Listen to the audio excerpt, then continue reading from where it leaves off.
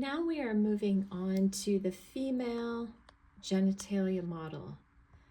This is a view of the inferior side of this model. So we're going to look at muscles of the pelvic floor and the external genitalia. So starting with the muscles, this is the ischiocavernosus muscle,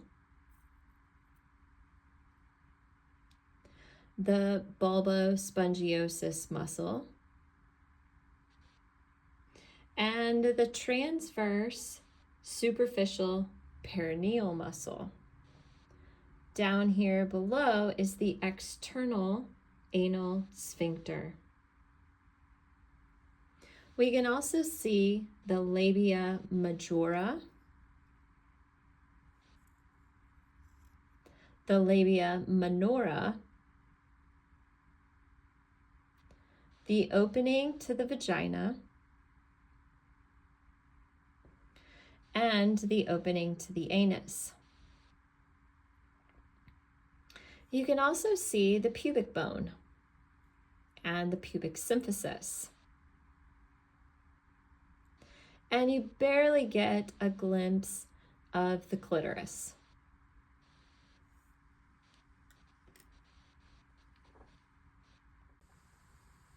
We're viewing the female genitalia model from a more superior view.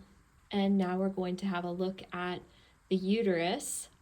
Underneath the uterus is the bladder, and the uterus is held to the pelvic cavity by round ligaments. Extending from the uterus are the fallopian tubes or the uterine tubes, and at the distal end are the fimbriae. So those are finger-like projections off of the uterine tube.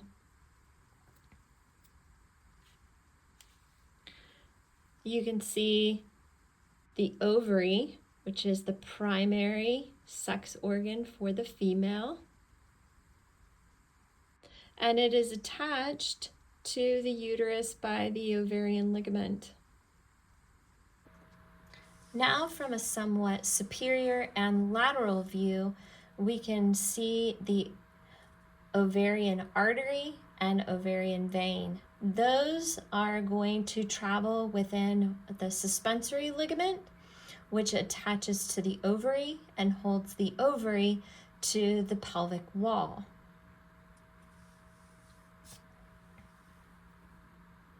I want to look at the different ligaments that are associated with looking at the uterus from the superior view. This is the uterus. This is the fundus of the uterus, and we can see the uterine tubes. This end portion is called the infundibulum, leading to the fimbriae. We see the ovary and the ovarian ligament, the round ligament. This ligament sheath right here is called the broad ligament.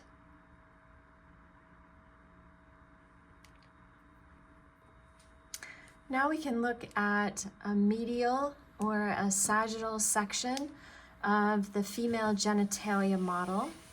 Again, just to get oriented, this is the rectum leading to the anus, and we've got the two sphincter muscles, so the internal sphincter muscle of the anus, so that's the sphincter ani internal or internus, and the external, so this is the sphincter ani externus.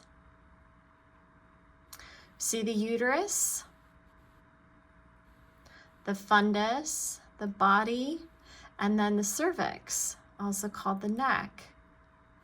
The opening is called an os, O-S, and that leads into the vagina. So this whole route. This is the bladder. And all we have for the female is the external urethral sphincter. There is no internal urethral sphincter for the female, only one. See the pubic symphysis, the clitoris right here, the labia minora, labia majora, the hood of the clitoris. We're looking at the sagittal pelvis model of the female. On this model, we can see both some of the external genitalia as well as the internal structures of the reproductive system for the female. This is the anterior side, and here we are seeing adipose tissue. The adipose tissue here makes up a part of the mons pubis, and that sits over top of the pubic symphysis, which is the joint connecting the pubic bones of the pelvis. This is connective tissue that surrounds the rectus abdominis.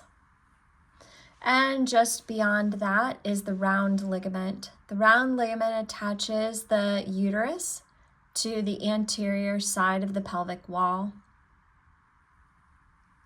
Just below the uterus, we see the urinary bladder. Urinary bladder has these ridges on the inside called rugae, and then a smooth surface called the trigon. Urine is discharged from the urethra, and in females, we only have an external urethral sphincter, so this controls the output of urine.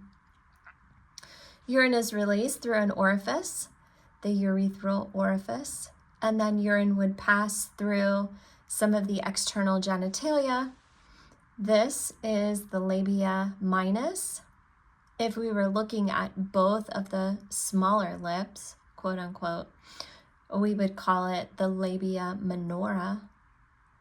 And then on the outermost part, the quote unquote larger lip is the labia major. If we were looking at both of them, we would call it the labia majora. Just behind the urethra, we find the vaginal opening. So this is the vaginal canal. And the top of the vaginal canal, we can see the neck of the uterus, which is called the cervix. The opening into the cervix on the external side is called the external os, O-S. So that leads into the cervix, and then there's another os called the internal os. The uterus has 3 layers. The endometrial layer is the layer that is shed each month and rebuilt over the course of the month. Then we have a muscular layer called the myometrium, and then the outer layer is the perimetrium. Outside of the uterus, we have the ovary. So the ovary is attached to the pelvic wall on the posterior side, and what is just above it are the uterine tubes. So you can almost see the fimbriae of the uterine tube.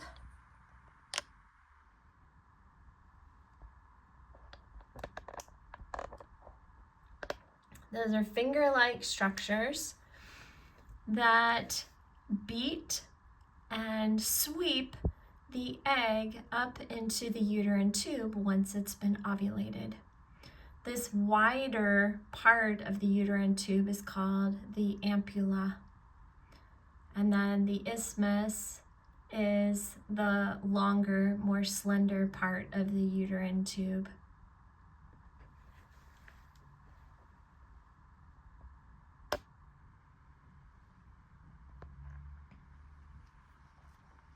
Other structures that are noteworthy are the rectum and the anal canal and the external or the internal and external anal sphincters.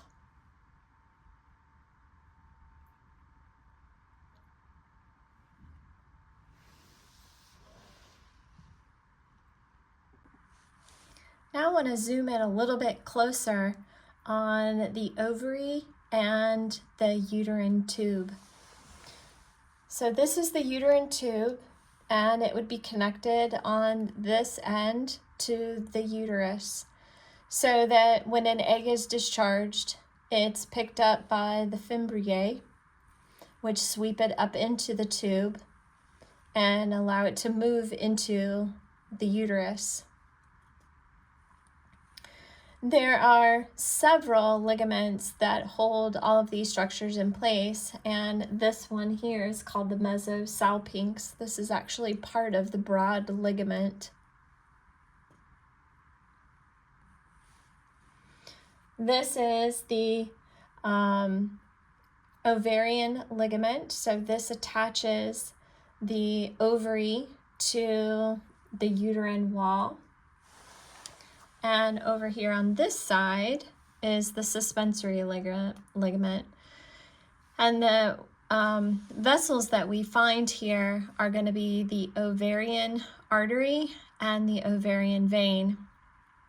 Now we're more specific with the name of this. This was one of the gonadal arteries, and now that we are in the female, we can call it the ovarian artery. So this is the ovary, and within the ovary there are follicles that develop, and the follicles surround an egg, and as the follicles develop, the egg also develops. So over here we're starting with the primordial ovarian follicles. So these are the very, very first ones. This much larger one right here would be called a primary ovarian follicle. And then we have a secondary ovarian follicle. This is a Graafian follicle, which means that it's about ready to ovulate the egg. And in this Graafian follicle right here, it is showing that the egg has been released, so it has ovulated. Notice that when ovulation occurs, the follicles follow along the wall of the ovary, and the egg literally bursts through the wall of the ovary. So some females can actually feel when they ovulate because this tissue breaks. And sometimes they'll have a little bit of spotting when they ovulate because this tissue bleeds. After the egg has been released, this follicle changes and it becomes this structure, which is called the corpus luteum. Corpus luteum then is responsible for producing a large quantity of hormones, especially estrogen and progesterone, and that's to help sustain the uterus for the potential of a conceptus, meaning that a sperm would meet with the egg. If that doesn't happen, then it continues to involute and it shrinks down and it becomes the corpus albicans. So here now that structure is white. So here we're just seeing that it's involuting and it's changing in size, and here it's literally just becoming scar tissue. This is just another egg, or I'm sorry, a follicle that has not come to fruition. It did not do anything, and it is going through atresia, or becoming inactive and even dying.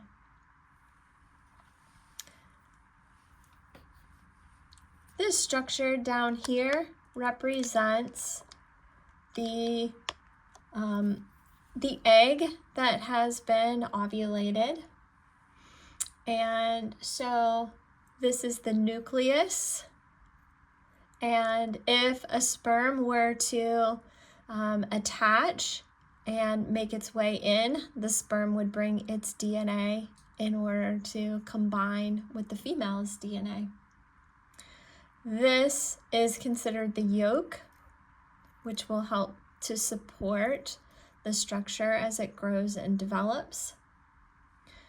And we have a very special structure around this, which is called the zona pellucida. And all of this then is protective. These are granulosa cells, and there's multiple layers here. And so a sperm, should it make its way to the egg, would have to penetrate through all of those layers in order to get to the center part to fertilize the egg.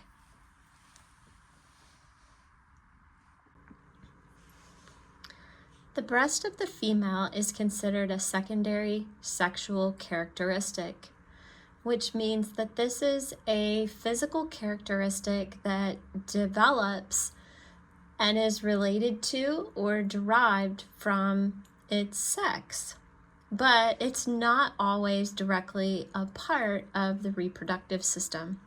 However, in females, it does play an important role post-reproduction, and that's in lactation, so supporting a new baby. So I want to talk just briefly about the structures of the breast and some of the pathologies that are associated with it. The breast of the female is a conical pendulum structure that is mostly adipose tissue. And it is sitting on top of the pectoralis muscle. It enlarges at puberty and remains enlarged for life. And during pregnancy, it may even enlarge a little bit more. And then after a baby is born, it will definitely enlarge and engorge with milk. The mammary glands develop during that very late stage of pregnancy and then post-pregnancy. It will atrophy back to its original size after a woman is finished breastfeeding her child. May even shrink somewhat more, but some women notice that they actually gain additional fat in that area, and so the breasts enlarged after post-pregnancy. There's two regions of the breast, the conical or the pendulous body. And on that body, you see the nipple at the apex. And then there's an extension, which we're not seeing here, that is called the axillary tail, and that goes into the armpit. The axillary tail contains a lot of lymphatics, lymph nodes, the axillary lymph nodes, and that is a particularly important route, especially if there's breast cancer and it goes through metastasis. The nipple is surrounded by a circular zone called the areola, and it is dark and darker than the rest of the breast area. And that's due to hormones causing melanization by the keratinocytes. This is also a very sensitive structure of the breast, so it contains a lot of vascularization and innervation. And that is particularly important post-pregnancy in breastfeeding, because stimulation of the nipple will help to stimulate the production of ongoing milk secretion and continued production. I want to look now at some of the pathologies of the breast in this particular model. So from this view, you can see that there's a lot of adipose tissue of the breast, and you can see that it's divided up into lobules. And I'm going to point out some of the pathologies.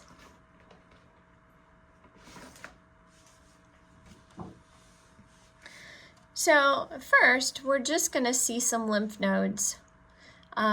This is normal. There's nothing pathological about these, but just so that you know that there are lymph nodes associated with the breast. This is an adenocarcinoma, and when it enlarges enough, it can cause irregular portions of the breast on the surface. It can metastasize, and that's what you're seeing here, is that it is invading lower portions or deeper portions of the tissue. Since there are a lot of ducts that are associated with the nipple and the areola region, because those are structures that are necessary for movement of milk through this system, it's also a place where cancers can develop and grow. And so this one right here, it's looking kind of spindly. It's got multiple projections off of it. This is called an infiltrating serous carcinoma. And so what this does is it's different from the adenocarcinoma in that this one actually pulls the skin inward.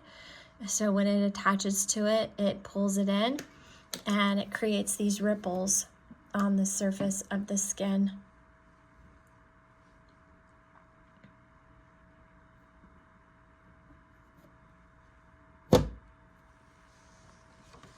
We also have some structures that, by and large, they are benign structures. A cyst is generally a fluid-filled structure that is benign. It may cause some pain and some discomfort. These may come and go. So as a woman is progressing through the menstrual cycle, when her levels of estrogen become much higher during that middle part of the cycle, and then through the second half, these may enlarge just a bit more and can become uncomfortable. The same thing is true of this structure right here, which is called a fibroadenoma. And these generally aren't fluid filled, but they are commonly filled with tissue, just protein-like structures. And these can also cause some discomfort and some soreness in the breast. If they become problematic enough, a surgeon can drain the cysts of the fluid, just aspirate it and shrink them down. Depending on if the fibroadenoma has any fluid in it, it can be aspirated. If it's large enough and causing enough concern for the patient, they can be surgically removed.